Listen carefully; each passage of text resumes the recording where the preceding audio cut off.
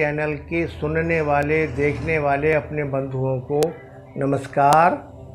आज मैं आप लोगों के समक्ष भारत में सनातन धर्म के अनुसार जो संस्कार हैं 16, उनमें से एक बहुत महत्वपूर्ण संस्कार विवाह संस्कार के संबंध में बताऊंगा। 8 प्रकार के विवाह हैं। ब्राह्म विवाह, देव विवाह, आर्ष विवाह, प्राजापत्य विवाह, असुर विवाह, गंधर्व विवाह, राक्षस विवाह और पिशाच विवाह। इन 8 प्रकार के विवाहों में से ब्राह्म विवाह ही हमारे भारत में प्रचलित है और इसी के अनुसार ये श्रेष्ठ भी, इसी को लोग इसी के अनुसार ये विवाह का कार्य संस्कार संपन्न करते हैं। इसमें भी बहुत सारे कार्य होते हैं। इसके संबंध में उल्लेख है मंडपम मधुपर्कम च राजा होम परिक्रमा यावत सप्तपदी नास्ति तावत कन्या कुमारिका। मंडप का आच्छादन होता है, मधुपर्क पिता के द्वारा, कन्या के पिता के द्वारा कराया जाता है। फिर लाजाओं का हवन कन्या करती है। जबकि वो हवन हो रहा है, यज्ञ हो रहा है, तो लाजाओं का जो खील होती है उसका हवन करती है। कन्या का भ्राता लाजा देता है, उनको लेकर के कन्या छोड़ती है। पहली आहुति खड़ी होकर के जब छोड़ती है अग्नि में लाजा, तब कहती है कन्या, हे आर्यमन देव, मैं आपसे ये याचना कर रही हूँ, मेरे पति को प्रेतत्व से मुक्त करें। भगो आर्यमणम देवम कन्याम अग्निम अयक्षत सा आर्यमा देवा प्रेतो मुंचति मापते स्वाहा, ऐसा कहकर छोड़ती है। दूसरी आहुति में मेरे पति को पूर्ण आयुष्मान आयुष्मानस्तु में पति ज्ञातयो मम, ऐसा कहकर के आहुति छोड़ती है। और तीसरी आहुति, मेरे पति को पूर्ण समृद्धि है आर्यमन देव आप दें, ताकि वो अपने गृहस्थी के सारे कार्यों को विधिवत संपन्न कर सकें। ये तीनों आहुतियां देने के बाद कन्या आगे चलती हुई अग्नि की सीधे हाथ से परिक्रमा करती है, सीधे हाथ की ओर पर। इस प्रकार से दक्षिणावर्त परिक्रमा करती हुई कन्या अपने स्थान पर आ जाती है। पुनः उसी कार्य को फिर से वो उसकी पुनरावृत्ति करती है।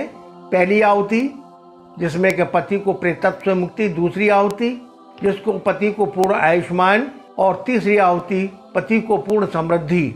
ये 3 परिक्रमाएं कन्या करती है अग्नि की। और उसके बाद चौथी परिक्रमा में वर महोदय चुपचाप बिना किसी मंत्र के आगे इसी दक्षिणावर्त होते हुए आकर के खड़े हो जाते हैं।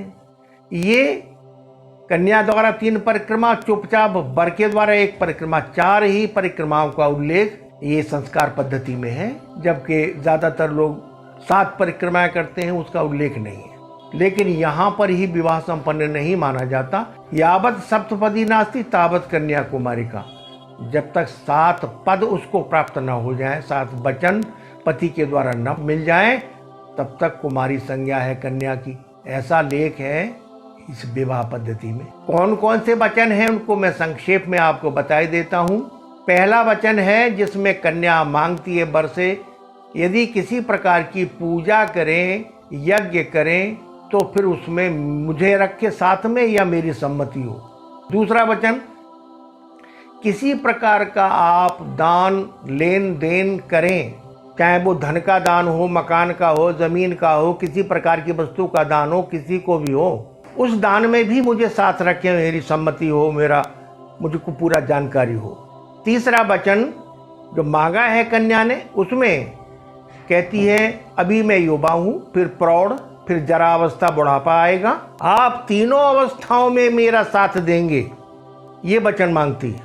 चौथा वचन मांगती है कन्या धन आदि गोपन, किसी प्रकार का धन कहीं किसी डाकखाने, बैंक में या और कहीं आप उसका जब गोपन करें, उसमें लगाएं, उसकी पूरी जानकारी मुझे होना चाहिए और उसमें मेरा नॉमिनेशन भी होना चाहिए।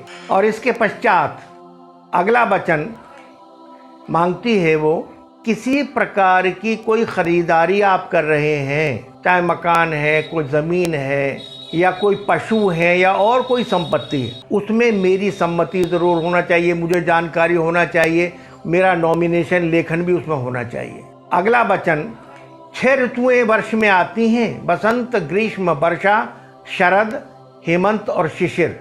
इन 6 ऋतुओं के फल अलग अलग होते हैं, खाने के अन्न अलग अलग होते हैं और वस्त्र भी अलग अलग होते हैं। तो ऋतुओं के अनुसार फल, वस्त्र, अन्न आदि से भी आप यथाशक्ति यथासंभव ला करके देंगे। ऐसा नहीं मैं तरसती रहूं, देखती रहूं।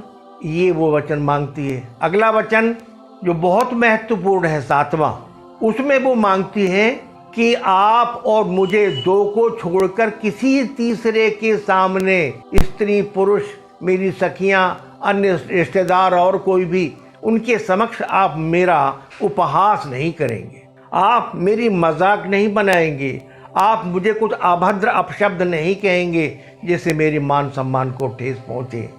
और गृहस्थ जीवन के लिए बहुत आवश्यक है, मान सम्मान बहुत ज़रूरी होता है, उसका आप ध्यान रखेंगे। 7वां वचन ये मांगती है और वर महोदय इन 7 वचनों को जब दे देते हैं तब कन्या कहती है कि अब मैं आपके बामांग आ सकती हूँ, आऊँगी। और इसी प्रकार फिर अंत में एक वचन वर कन्या से मांगता है, उद्याने मद्यपाने पितुर्गृह निवेशने आज्ञा भंगो न कर्तव्य चतुर्वर्त परार्थकम। वर कहता है कि चाहे उद्यान हो, अर्धरात्रि, दोपहर का समय, या बगीचा हो या वन हो, कहीं पर भी आप अकेली नहीं जाएंगी और किसी जिसने मद्य पी रखा है, नशा है, उसके समक्ष नहीं जाएंगी। और यहाँ तक कि पिता के घर भी मेरी बिना आज्ञा के आप नहीं जाएंगी। और बाकी परिवार के गृहस्थी के जो दायित्व हैं मेरे, उन सबको आप निभाएंगी। ये मैं आपसे पूरी आशा रखता हूँ कि आपके जो दायित्व हैं गृहस्थी धर्म के, उन्हें आप पूरा करेंगी।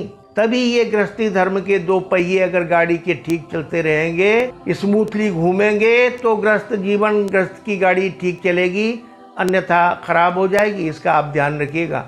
ये वचन जब कन्या दे देती है तभी विवाह संपन्न माना जाता है। पहले से ऐसा होता रहा है। अगली बार इसी चैनल पर पुनः आपको कुछ और जानकारी नई लेकर के आऊँगा। तब तक के लिए नमस्कार।